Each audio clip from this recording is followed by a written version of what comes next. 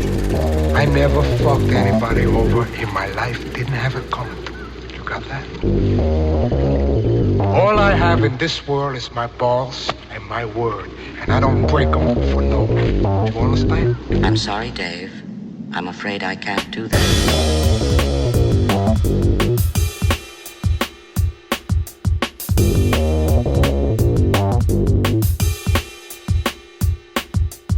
I work for Kaiser Soze. Tu me déçois énormément. I work for Kaiser Soze.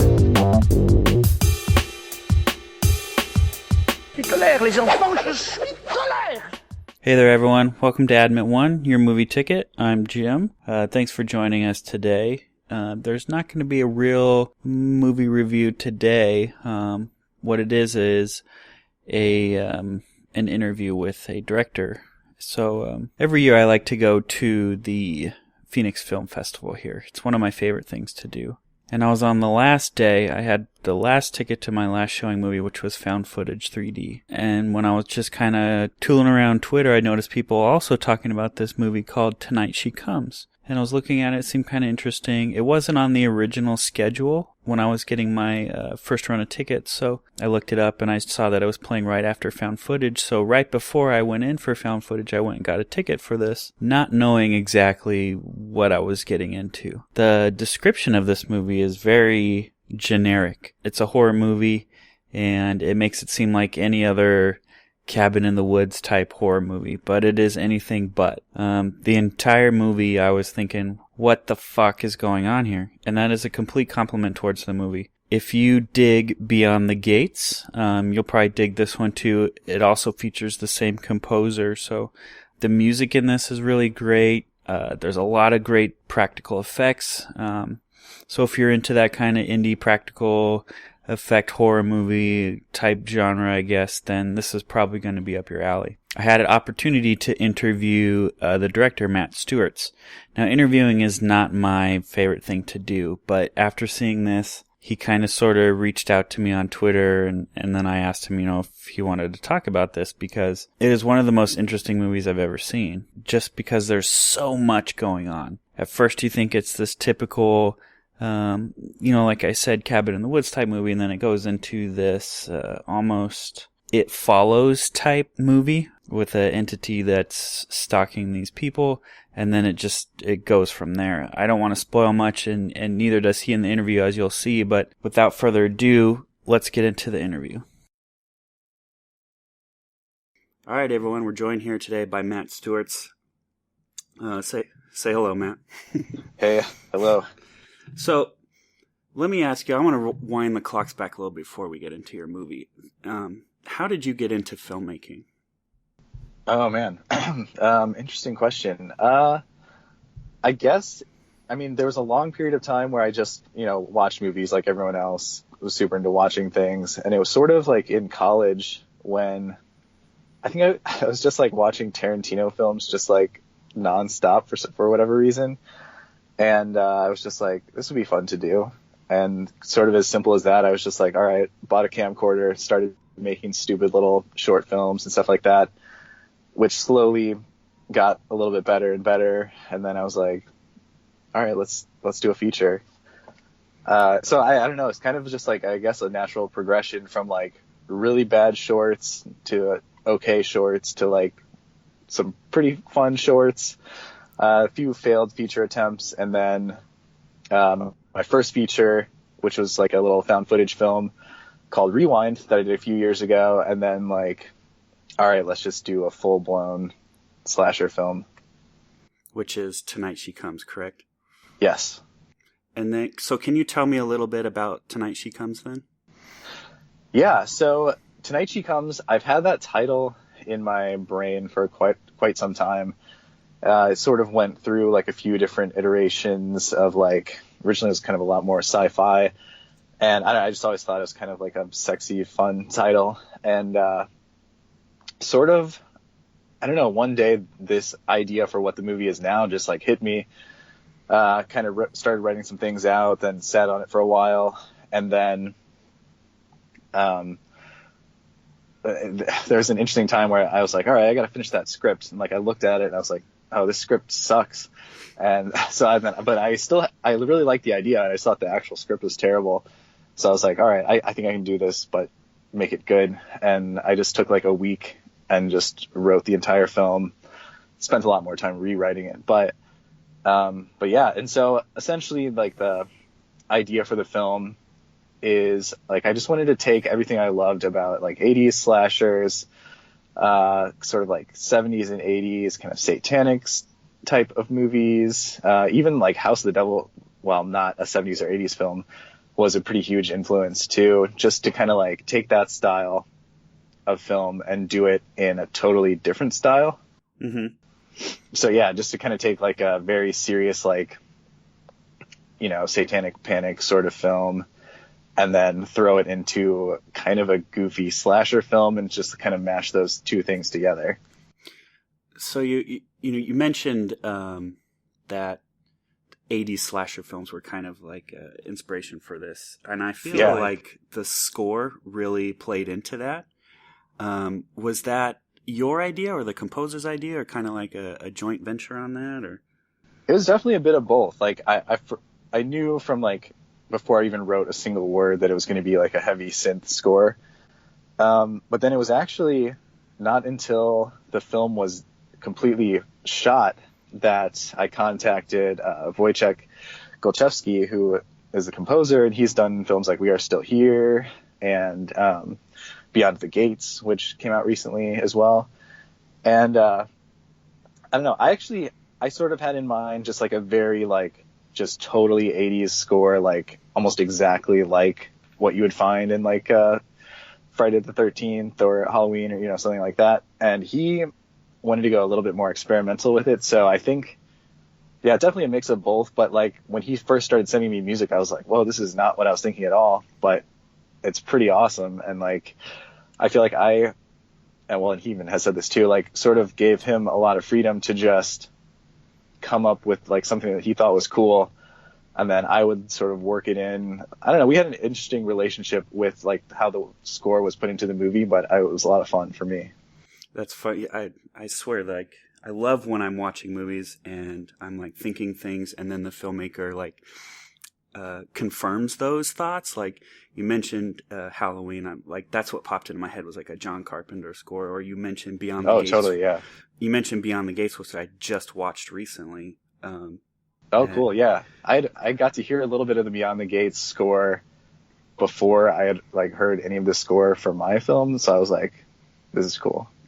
That's awesome. Actually, yeah, I had heard the entire Beyond the Gates score like months and months before I actually saw the movie, so it just got me more excited to see it. Sweet. So I noticed too that there's some computer generated images in this, but most of the gore is kind of practical. Was that another throwback to like 80s slashers, things like that, or just something that you wanted to see? Oh yeah, I guess both really.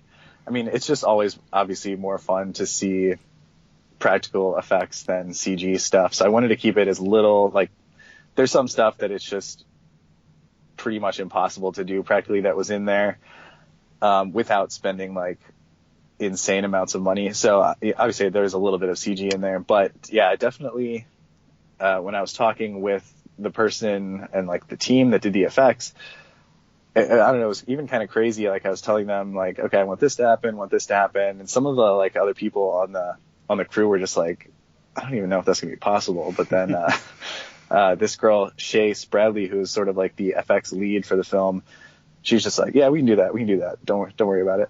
So the fact that it actually turned out pretty good, and I guess there's some things that I don't really want to talk about too much, just since most people haven't been able to see the film yet.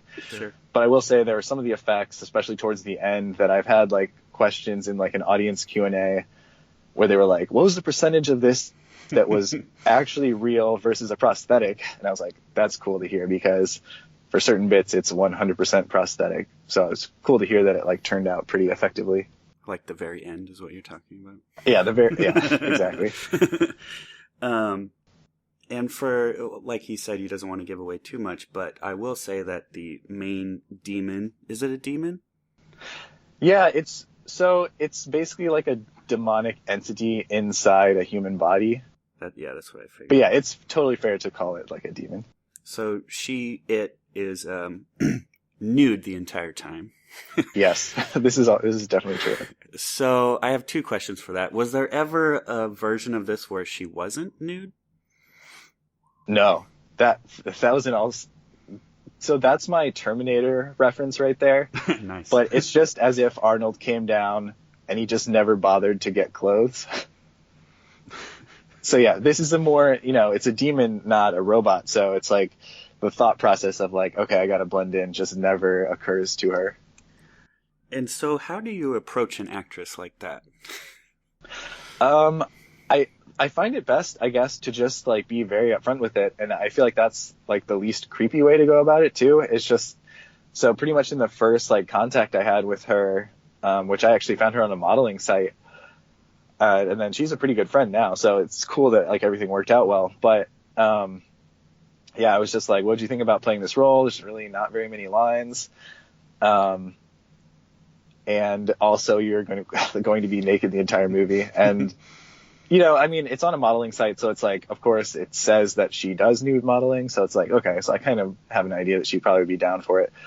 But yeah, the funny thing is she was way more cool about that than basically anyone else that like had to be around her. Like everyone else was more uncomfortable, like a lot of the crew, and she was just like, whatever, it's like I'm naked the whole movie. Like if you see me naked now versus on screen, it's like really no difference. Mm-hmm.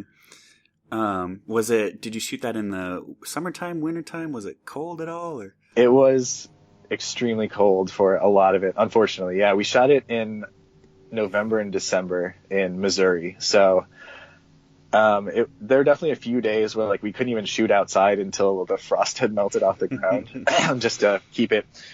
And the funny thing about that is it was written to be a summer movie. So like there's even a few scenes we had to change just a little bit. Like there's sort of like a scene where two girls are kind of running around and just like pulling each other's bikini tops off and stuff. And originally they were even swimming during that. And I was like, it's way too cold. Like they cannot be in the water right now.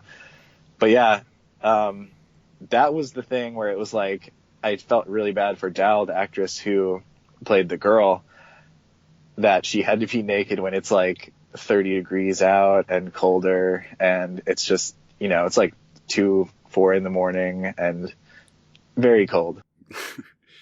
There's one scene where she uses a sleeping bag for basically a weapon. I don't want to give away too much.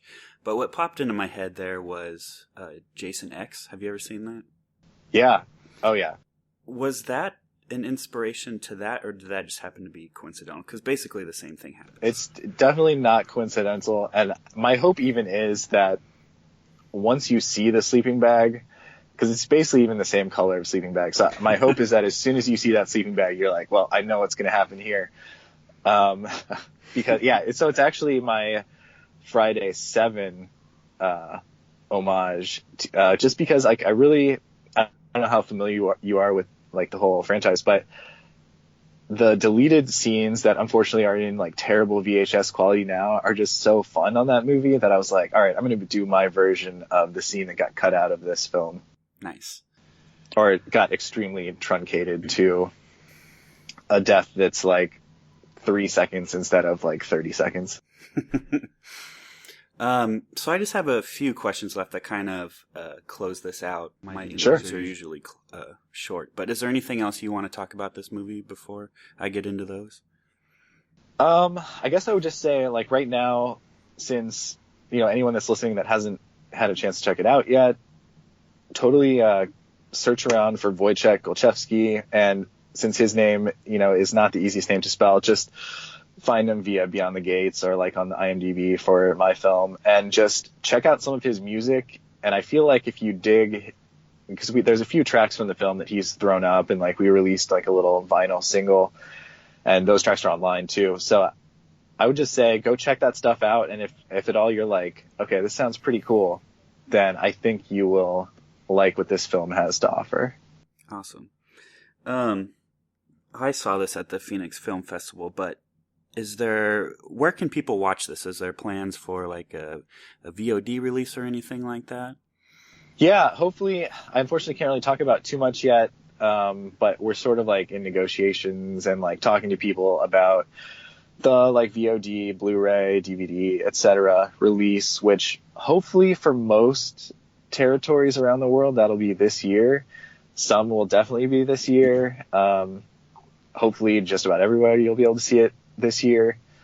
And obviously, like, I'll be posting about it on like the official Facebook page, which is just Tonight She Comes, and like Twitter and everywhere as soon as I can say anything about it. But yeah, the hope is VOD, Blu-ray, DVD, and like I'm actually putting together some special features for it right now. There's a fair amount of deleted scenes that they're deleted for good reason, but I think they'll be pretty fun to watch, and like we'll have a commentary and all that stuff. Cool. So what's up next for you? Anything in the project stages or anything like that?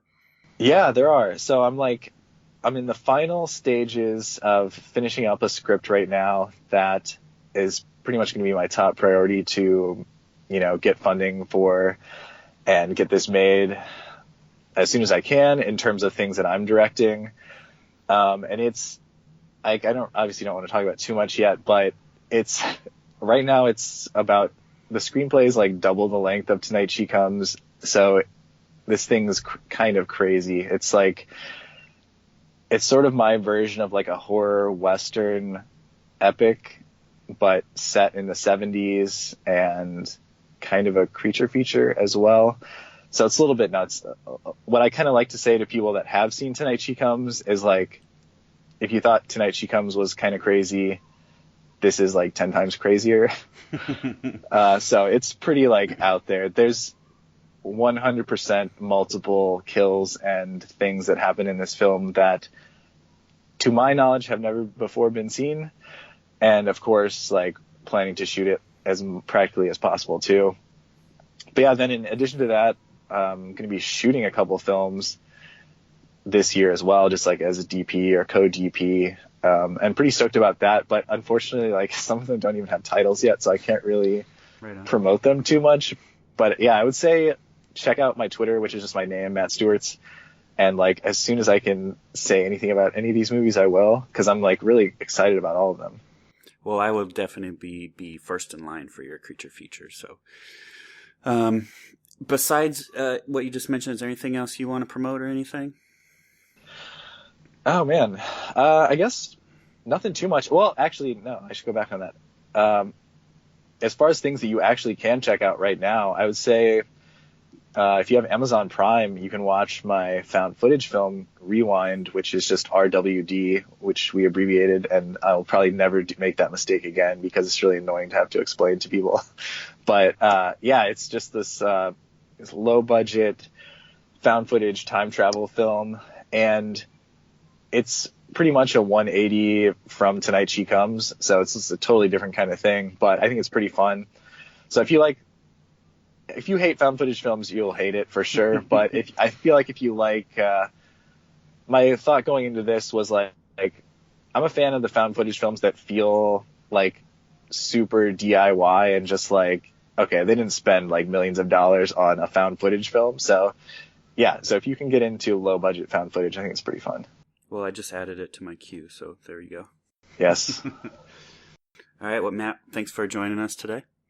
Yeah, thanks for having me on. All right, so there that was. I hope you guys liked it. I really liked talking to Matt. It was cool, hearing his passion for it and things like that. I'm really looking forward to what he's got next. So I encourage you to check this movie out and whatever else he's done as well. So there'll be a special episode this Thursday as well of the recap of Phoenix Film Festival and all I saw there. So stay tuned for that. New episodes are available every other Tuesday on iTunes and Stitcher and Podbean and wherever else you can listen to new podcast episodes. Please share the show. I really appreciate it. Leave us a review, or leave me a review rather, on whatever platform you listen to. And of course, you can always check out the show right here on its home at constantlycalibrating.com. Until next time, that is a wrap. Mr. Brown, that's a little too close to Mr. Ship. Are you the police? No, man. We're musicians. I work for Kaiser Soze.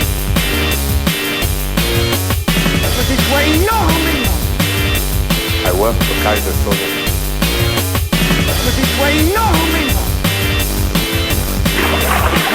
fucking money.